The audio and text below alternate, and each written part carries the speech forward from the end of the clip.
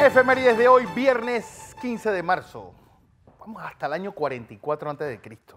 ¿Por qué? Porque un día como hoy es asesinado Julio César por un grupo de senadores. Sus últimas palabras: et tu, Brutus, Filimi, tú también, Bruto, mi hijo. Bueno, los idos de marzo decían que había que cuidarse de este día. Este día era, al final de cuentas, una especie de día de Año Nuevo. Recuerden que los romanos fueron metiéndoles meses al año, después por agosto, en honor a Augusto, julio, en honor a Julio César, por cierto, nacido el 13 de julio. Y lo importante es que un invidente, que además era una especie de oráculo, le dijo: cuídate de los idos de marzo. Cuando Julio César va entrando al Senado, dice: pues ya están los idos de marzo y no me ha pasado nada. Y le dijo: es que no han terminado. Bueno, terminaron con su vida. Es que lo importante, pues todo lo que procedió, creo que después del asesinato de Ramsés III, este es el primero o el segundo gran magnicidio de la historia.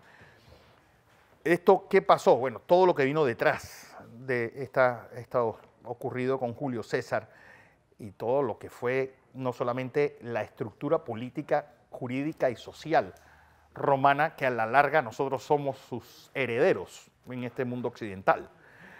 Otra cosa interesante de este magnicidio es su hijo, Octavio, pues al no ser de la casa, era un hijo adoptivo, pues por eso es que le coge el nombre de Cayo César Octaviano. El César empieza a usarse como un título. ¿Y esto qué pasó? Pues llegó a nuestros días con el Kaiser y con el Zar, que son dos derivaciones de este emperador romano. Vamos a 1916, porque hay una frase que salió por esta época que decía: México, qué lejos estás de Dios y qué cerca estás de Estados Unidos. Bueno, este hombre, yo creo que tal vez tuvo las peores relaciones con los mexicanos, bueno, hasta ahora, porque la verdad es que ahora se está escribiendo una historia de esas relaciones turbulentas entre Estados Unidos y México. Bueno, este hombre, Pancho Villa, entra en el pueblo llamado de Columbus, Nuevo México, con su lote de forajidos y quema un hotel, le prende fuego al hotel, mata a 10 soldados gringos que estaban ahí. Y esto se usa como casus belli, porque Estados Unidos estaba tratando de influir en México. ¿Por qué? Porque ellos estaban reconociendo a Venustiano Carranza en contra de Victoriano Huertas, en medio de la Revolución Mexicana. Ya había habido anteriormente pues una especie de invasión al puerto de Veracruz en 1914, llevada a cabo pues por un general apellido Franz, pero lo más importante del general apellido Franz era quién era su segundo, Douglas MacArthur, que lo mandan a México. ¿Por qué? Porque había estado en Panamá y entendía un poco de español, lo que dice la historia militar estadounidense. Bueno, esta pues operación punitiva, que fue como se le puso, era solamente en el estado de Chihuahua. Era, bueno, una operación que tenía un montón de limitantes. ¿Encabezada por quién? Por John Pershing, el único general de los ejércitos de la historia de Estados Unidos, además de George Washington, que se lo dieron a título póstumo. Pero lo interesante de esta operación es que ¿quiénes eran sus segundos? Su secretario, Ike Eisenhower, su capitán y gran héroe de esta operación punitiva, George Patton. Y lo importante de esta guerra, o de esta operación, fue que por primera vez se utilizaron camiones para transportar tropas. Y es por eso que el camión pues llega a Europa de la mano de los Estados Unidos. Los ejércitos europeos iban a pie o en caballo al campo de batalla. Los Estados Unidos introducen el camión y se adecúan, porque encima fueron con camiones de diferentes partes y diferentes marcas, que lo provocó fue un desastre logístico en esta operación, que fue un desastre y un fracaso total. Así que una operación punitiva que es uno de los puntos de inflexión de la historia, esa convulsa de relaciones entre los Estados Unidos y México, que al final Pancho Villa siguió tan campante haciendo sus desastres por todo el norte mexicano. Pero ya eso será parte de otra parte de la historia. ¿Por qué? Porque en 1917, un día como hoy, este hombre, Nicolás II, un tipo que siempre dijo, o vivió atormentado de su mala suerte. Bueno, él decide abdicar un día como hoy, en medio de la Primera Guerra Mundial. Pues él tal vez realmente su relación con su primo Eduardo de Inglaterra era casi, bueno, como se querían, incluso se parecían y jugaban a vestirse igual. Trata de que Inglaterra lo reciba, pues en un exilio. Inglaterra le cierra las fronteras por temor a lo que pasase durante la Primera Guerra Mundial, además que a sus hijas les dio pues varicela, y eso retrasa el viaje, un viaje que lo que provocó fue que se lo llevaran a un lugar lejano en Siberia donde lo terminaron fusilando. Esta abdicación, ¿qué ocurrió? Viene pues el gobierno de Kerensky, que el otro día le estuve hablando sobre este pobre hombre, y termina pues la monarquía rusa, y unos meses después incluso termina pues desapareciendo la propia Rusia, llegando los bolcheviques y creando la Unión de Repúblicas Socialistas Soviéticas. Vamos a 1939, porque hace unos días le estaba contando que a estos dictadorzuelos hay que pararlos desde el principio. Bueno, un día como hoy, pues el señor Hitler dice que además de Austria, quiere la región de los Sudetes, en Checoslovaquia. Y bueno, dicho y hecho, el señor pues termina engulléndose toda ese área y toda Checoslovaquia. ¿Por qué la quería? Principalmente por la cantidad de fábricas de armas que había, y siguen siendo los checos unos extraordinarios fabricantes de armas y de motores. Bueno, ahí está por qué el señor Hitler terminó pues tomando Checoslovaquia y contendiéndolo en un protectorado de Bohemia y Moravia. ¿Se acuerdan esta señora gitana que les dije? Que mucha gente la ubica en diferentes lugares. No, eso es en Austria. Esa foto no es en otro sitio que no sea en Viena.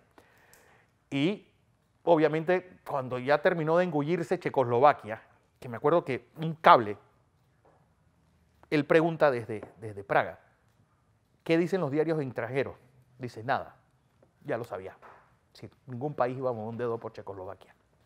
Vamos a 1951, porque si México las ha tenido peludas, bueno, este pobre señor también es para tenerlo en cuenta. Jacobo Arbenz, un hombre pues moderado que le tocó vivir en Guatemala en una época en la cual pues la United Fruit Company era la mamita United.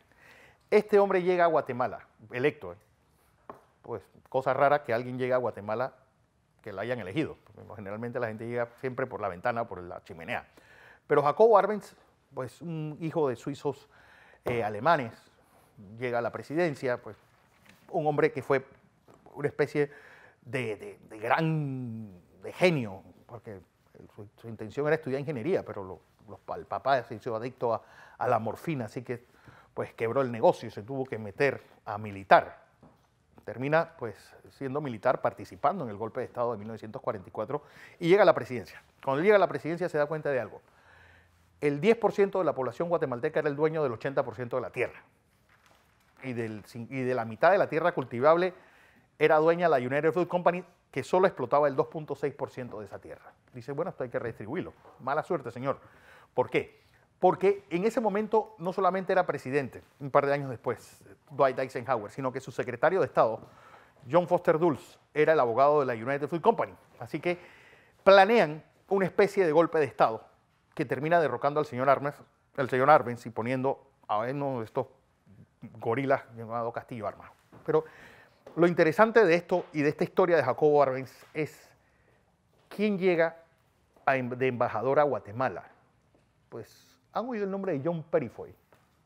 Pues ese que era una especie de Elliot Abrams de los años 50. Planeó el derrocamiento del golpe de Estado en Irán, lo mandan a Guatemala, él desestabiliza todo y tumba a Arbenz. Y el recorrido de Arbenz de su exilio que fue amargado. Su hija, por ejemplo, Anabela Arbenz, que fue bueno, una mujer preciosa, estrella del cine mexicano, incluso amante del Tigre Azcárraga y de Chabela Vargas al mismo tiempo.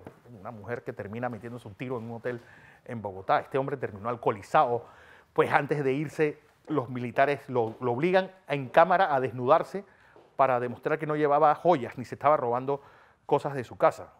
Una historia de esas que cuando los Estados Unidos te ponen la mira, bueno, terminó por México, después en Uruguay, después bueno, en Suiza. Este iba a ser el primer asilado político latinoamericano que llegase a Suiza. El gran problema, ¿cuál fue? Que Suiza le dijo, bueno, tiene que renunciar a su nacionalidad guatemalteca si es que quiere llegar aquí, y él lo que hizo fue irse. Terminó, pues, por allá por el año 1971, muerto, pues, deprimido y todo lo que más quieran. Yo creo que vamos a 1962, porque aparece tal vez el regalo más importante que le hemos dado junto a Condorito en tiras cómicas, esta gran dama, Mafalda, pues, y su actor Quino. Pues, ¿por qué se llama Mafalda? Porque había que buscarle un nombre con M, porque lo patrocinaban las industrias Manafort. Y él, pues, hace esta muchacha, pues, preocupada por el mundo, siempre mirando al mundo, hija de esa clase media argentina, con su papá que trabajaba en una compañía de seguros, que a veces le pagaban, y su hermanito que venía en camino, y sus amigos, pues, Manolito, Guille y compañía. Y ahí la tienen. Desde un día como hoy aparece esta muchacha, pues, símbolo de la liberación femenina en muchos casos. Vamos a 1985, porque un día como hoy termina la dictadura brasileña, una dictadura que poco nosotros sabemos en América Latina, pero que fue tan terrible como todas las que estuvieron en los países de alrededor. Pues allá Tancredo Neves, compañía limitada, llegan al gobierno, que termina siendo José Sarney su presidente.